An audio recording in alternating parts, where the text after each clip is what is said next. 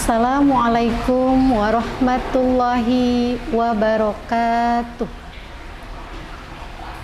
Alhamdulillah, alhamdulillahi rabbil alamin, wabihi nasta'inu ala umurid dunya waddin, wassalatu wassalamu ala asrafil anbiya'i wal mursalin, wa ala alihi wa sahbihi ajmain. Amma ba'du. Yang terhormat keluarga besar Yayasan Amalina, para wali murid, guru, dan staf Yayasan Amalina.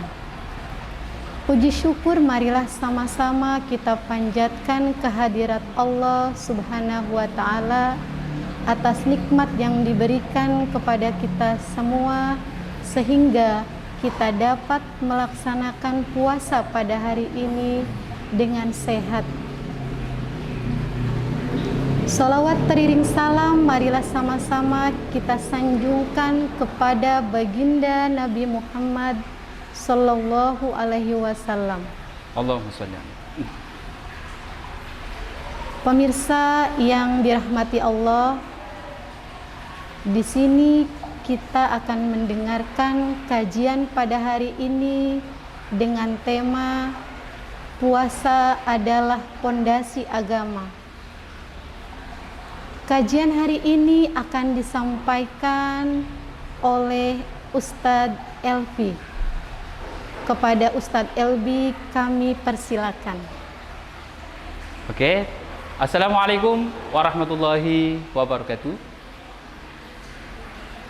Tapi sebelumnya terima kasih Bu Aisyah. Alhamdulillahirabbil alamin. Wa bihi nasta'in wa ala umuri dunya waddin. Wassalatu wassalamu ala sayyidina Muhammadin wa ala alihi wa sahbihi ajma'in. Alhamdulillah para pemirsa, kita masih bisa dipertemukan oleh Allah dengan bulan yang penuh berkah, bulan yang penuh rahmah, dan sekaligus bulan yang penuh maghfirah. Pada kesempatan kali ini kita akan berbincang santai saja, ya Bu Aisyah ya. Iya Pak Ustadz. Berbincang tentang puasa. Puasa sebagai pondasi agama. Sebagai pondasi dalam beragama Islam tentunya ya. Puasa itu sebenarnya setara dengan sholat, Iya. setara dengan zakat, setara dengan haji, dan sekaligus kuncinya yaitu syahadat. Tentu sebelumnya ini berdasar hadis Nabi Muhammad Sallallahu Alaihi Wasallam tentunya ya. Ini riwayat Ibnu Umar ya. Bunyal Islamu ala khamsin, katanya itu. Islam yang kita anut sampai sekarang adalah dibangun atas dasar 5 dasar ini. 5 dasar agama yang harus kita lakukan ketika kita mau berislam. Okay. Yang pertama adalah syahadati alla ilaha illallah wa anna muhammadar rasulullah. Ya kan? Wa anna muhammadar rasulullah. Jadi syahadat, persaksian kita mengucapkan 2 kalimat syahadat, yaitu pengakuan bahwa tiada Tuhan selain Allah, dan sekaligus Nabi Muhammad itu hambanya Allah, ciptaannya Allah, yang dipilih oleh Allah sebagai Rasul, sebagai utusan kepada umat manusia. Itu kata kuncinya. Orang ketika melakukan satu ini berarti dia sudah masuk ke dalam pintunya Islam, ya kan? Tapi ini oleh Nabi Muhammad disebut dasar, pondasi, ya kan? Jadi yang paling utama tuh apa pondasinya? Pondasi yang paling utama dari 5 ini semuanya harus dilakukan, nggak ada yang paling utama, ya kan? Karena itu saling berkaitan. Iya. Dari syahadat ke puasa, itu ada saling keterkaitan. Jadi rukun Islam itu termasuk pondasi agama. Pondasi agama. Sedangkan ajaran aja, ya, Islam keseluruhan masih banyak lagi, iya. ya kan? Ada misalnya berbakti kepada orang tua misalnya itu. Iya. Itu bagian dari ajaran Islam. tapi secara pondasi oleh Rasulullah Shallallahu Alaihi Wasallam itu disebutkan ada 5. Ada 5. Yang pertama syahadat barusan, yang kedua wa iqamis shalah, mendirikan sholat, laksanakan sholat tepat waktu dan terus menerus, ya kan, mulai dari baligh sampai mati. Kalau belum mati harus tetap sholat, ya sholat. Wa ita'iz zakat. Lah yang ini ada kaitannya dengan manusia yang lain, hubungan personal antar manusia dengan manusia yang lain. Wa ita'iz zakat, ya, memberikan zakat, entah itu zakat mal, entah itu zakat fitrah yang sebentar lagi yang wajib berkaitan dengan Ramadan, ini zakat fitrah. Iya, zakat fitrah, betul. Ya kalau Ustaz, kita ditakdirkan sebagai manusia yang kaya raya misalnya. amin, Ya amin. minimal kita punya sekitar 95 juta, yang mengatakan Masya 85 juta Allah, kalau kurus Masya sekarang ya. Itu dikeluarkan 2,5%. Ya, Oh, iya. kita zakat. Kepedulian terhadap du'afa. Kepedulian terhadap orang-orang yang tidak mampu. Itu artinya Islam sebagai agama yang sosial, ya, agama sosial. Jadi ini menduduki pondasi. Kalau ini nggak dilaksanakan berarti pondasi bangunan keislaman kita belum sempurna. Tidak kuat ya Pak Ustadz ya? Ya, kalau salah satu tidak dikerjakan belum kuat. Belum kuat. Nah, yang berikutnya di dalam hadis ini wal hajj. Dalam riwayat ini wal haji, haji. Kalau mampu tentunya ya, kalau kita punya cukup keuangan, iyaban, dhahaban warujuan, pergi dan pulangnya kita mampu. Jangan sampai kita pergi pulang nggak mampu, lah itu berarti kita nggak mampu. Nggak usah maksain haji ya. Jadi kalau kita mampu ya silahkan. Ya, kalau nggak mampu nggak usah. Jangan memaksakan. Jangan diri. memaksakan, ya kan. Gantinya apa? Sholat Jumat. Oh iya, yang Karena paling sholat mudah Jumat ya. itu kan hajjul fuqara, ya kan. Wa'idul masakin, sholat Jumat, ya kan. Hajinya orang-orang fakir, dan wa'idul masakin, dan hari rayanya orang miskin, hari Jumat. Makanya kadang ada Jumat barokah gitu ya. Betul ya Pak Ustadz. Nah, Biasa kalau seperti kita itu. memang mampu haji, kalau nggak mampu ya sudah sholat Jumat saja. Anehnya ini yang nomor 5 ini, wasaumi Ramadan. Wajib puasa di bulan Ramadan, karena selain itu ya sifatnya sunnah. Banyak puasa-puasa sunnah, tapi yang bulan Ramadan itu wajib. Wajib. Bagaimana kalau kita nggak puasa? Nah itu ya pasti banyak pertanyaan seperti Banyak pertanyaan itu. seperti Pak itu Ustadz. ya. Iya, betul sekali. Kalau kita nggak puasa misalnya ya, seperti kata Bu Aisyah barusan, pondasinya nggak kuat. Iya. Kita syahadat sudah masuk pintu Islam, tapi puasanya kita nggak laksanakan. Ya timpang kalau kita bangun pondasi rumah. Misalnya kita butuh 5 unsur ini untuk membangun rumah, ya kan? Ternyata puasanya nggak dikerjakan, berarti ada timpang, ada kemungkinan ambruk, ya kan? Nauzubillah. Misalnya nih, karena ini 5 ini satu kesatuan, kecuali apa namanya haji. Ada ketergantungan mampu dan nggak mampu. Kriterianya dia bisa hidup dan bisa membiayai pergi dan pulangnya. Ya, Nah, betul. itu namanya kita wajib haji pada saat itu. Kalau nggak mampu ya sudah nggak wajib ini. Puasa, ya. Iya. Itu oleh Nabi Muhammad sebagai pondasi. Ini baru pondasi ya, belum Islam secara keseluruhan. Banyak ajaran Islam yang lain, misalnya berbakti kepada orang tua itu penting juga. Ya kalau kita lanjutkan sendiri hadis Nabi ini bisa jadi dindingnya itu berbakti kepada orang tua. Ya, kan? Pak Ustadz, apakah pondasi agama Islam itu hanya rukun Islam saja? Rukun iman bagaimana? Rukun iman ya ada segmennya sendiri. Oh. Ya, penyempurna lah ya. Iman. Islam itu kan mal Islam kata malaikat Jibril kepada Nabi Muhammad. Ya. Al-Islam syahadatu Allah yang disebutkan barusan. Ya kan? Ya. Iman ada rukunnya sendiri, ya kan? Iman supaya sah, supaya diakui, maka harus berislam. Ya kan? Saya percaya bahwa Allah itu ada. Malaikat itu ada. Hari akhir itu ada, ya kan? Kitab itu ada. Tapi misalnya kita tidak bersyahadat, Iya, betul. ya itu nggak lengkap. Ada yang kurang.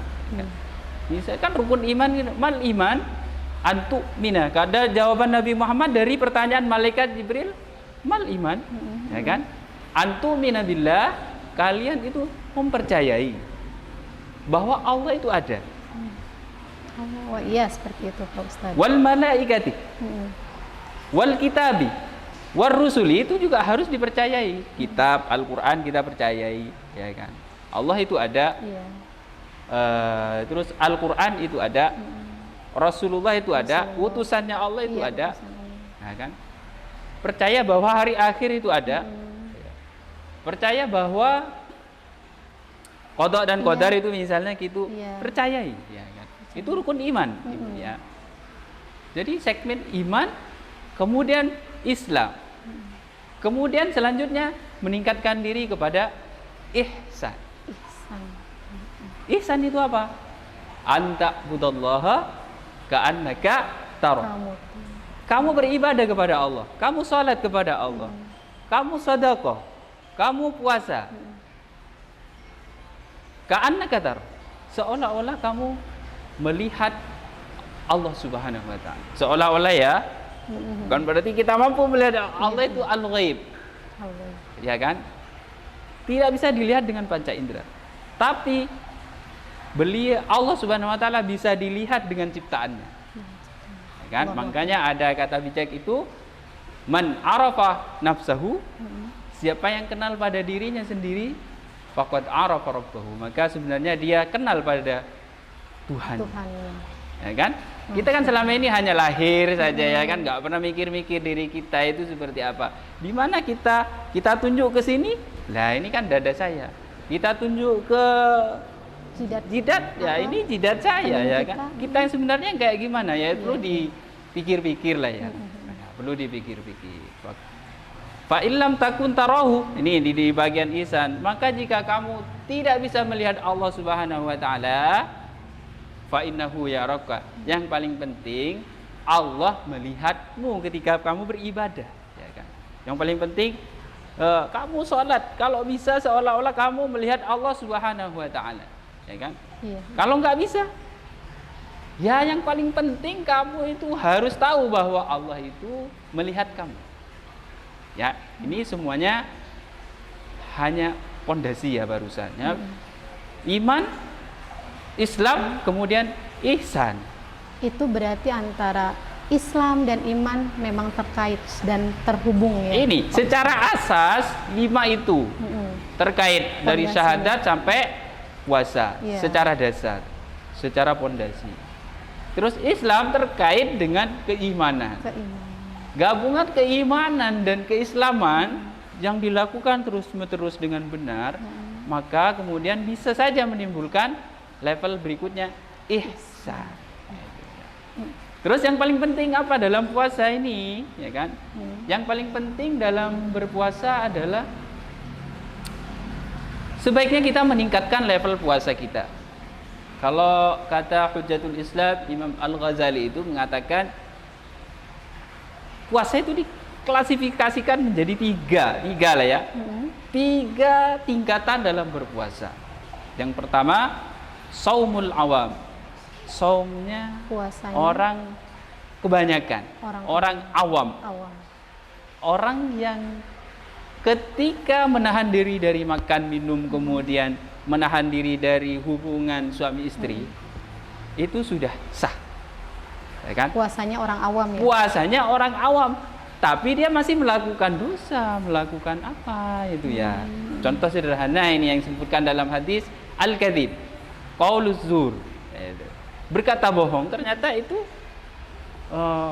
bisa membatalkan pahalanya puasa, ya kan? Jadi shaumul awam ini sah secara fikhiyah, tapi secara tasawuf dia batal puasanya, ya kan? Lebih tepatnya pahala puasanya yang batal. Jadi mereka hanya lahirnya aja puasa, tapi batinnya tidak dipuasa. Batinnya, ya istilahnya puasanya nggak berpahala, ya Bu, ya. Jadi itu shaumul awam. Shaumul awam. Jadi misalnya kita selama ini shaumul awam, shaum puasa orang kebanyakan, itu sebaiknya kita tingkatkan di bulan ini. Mumpung masih ada Ramadan, ya Bu, ya. Kita tingkatkan bulan ini, ya kan? Jadi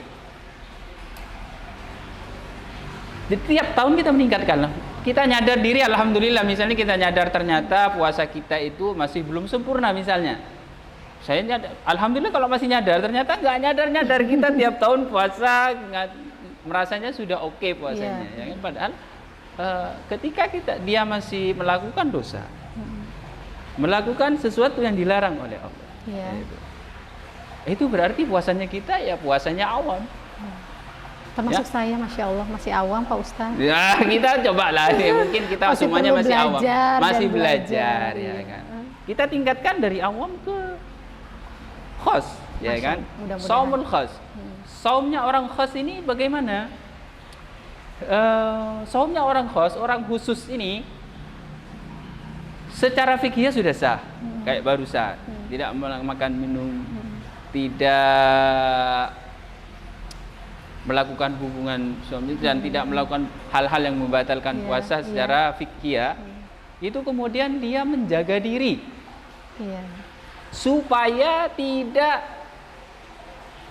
melakukan hal-hal yang membuat pahala puasa itu hilang, lenyap. Seperti tadi berkata bohong. Mohon maaf kalau laki-laki itu salah satunya itu wan nadhru bi syahwatin, melihat perempuan dengan syahwat itu juga ternyata mengandung bisa membatalkan pahala puasa. Bukan puasanya ya.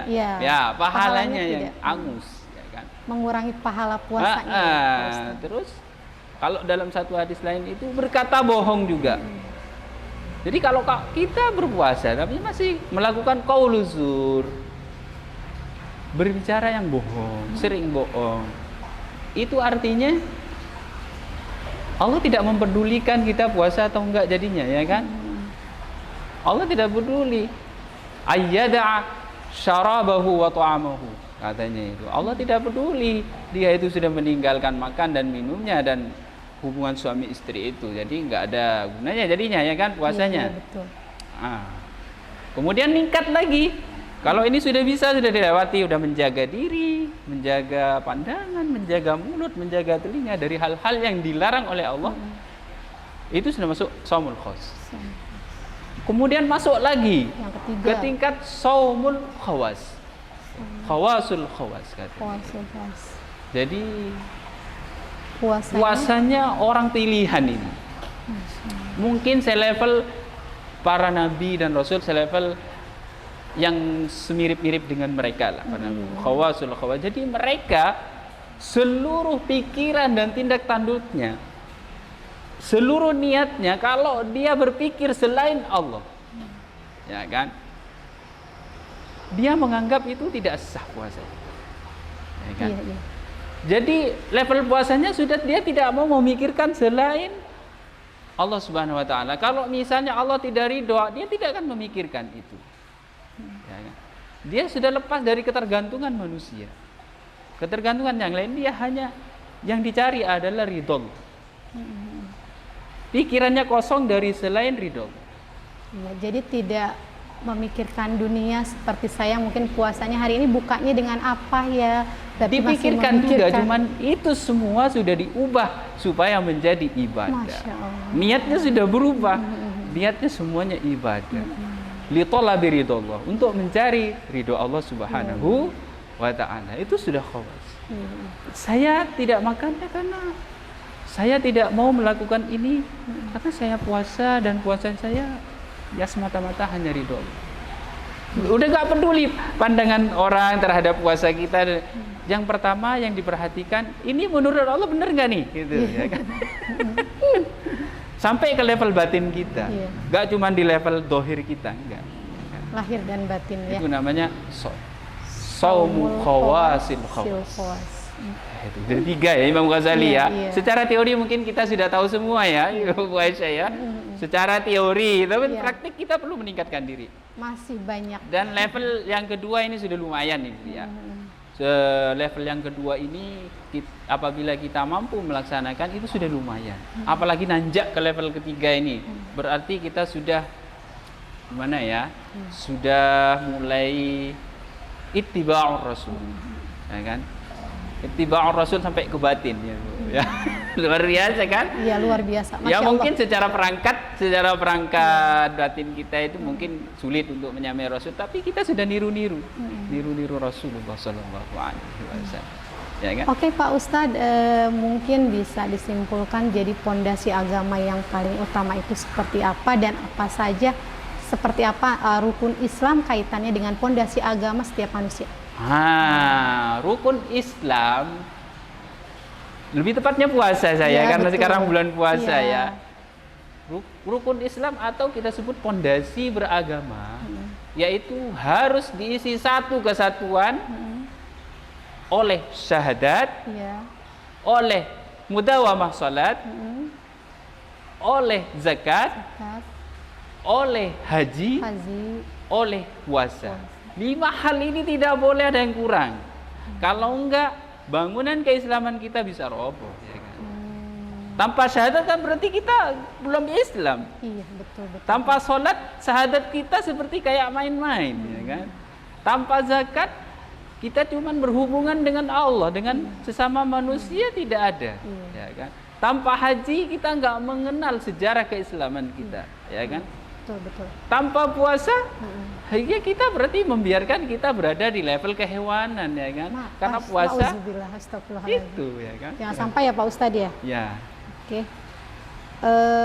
Demikianlah kajian pada hari ini. Mungkin Pak Ustadz, saya mengucapkan terima kasih ya.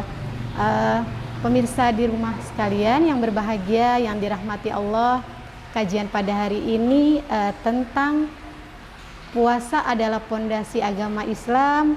Semoga dengan berpuasa pondasi keislaman kita semakin kuat, iman dan takwa kita semakin meningkat, dan semoga Allah meridhoi setiap ibadah yang kita lakukan sehari-hari maupun pembiasaan-pembiasaan menjadi sesuatu yang istiqomah dalam diri kita. Amin ya robbal alamin. Amin ya robbal alamin. Saya sebagai pembawa acara mohon maaf apabila ada kata-kata yang kurang tersusun. Pak Ustadz, mari sama-sama kita tutup, kita mengucapkan Kami atas nama keluarga besar Yayasan Amalina mengucapkan selamat menjalankan ibadah buka puasa. Wassalamualaikum warahmatullahi wabarakatuh.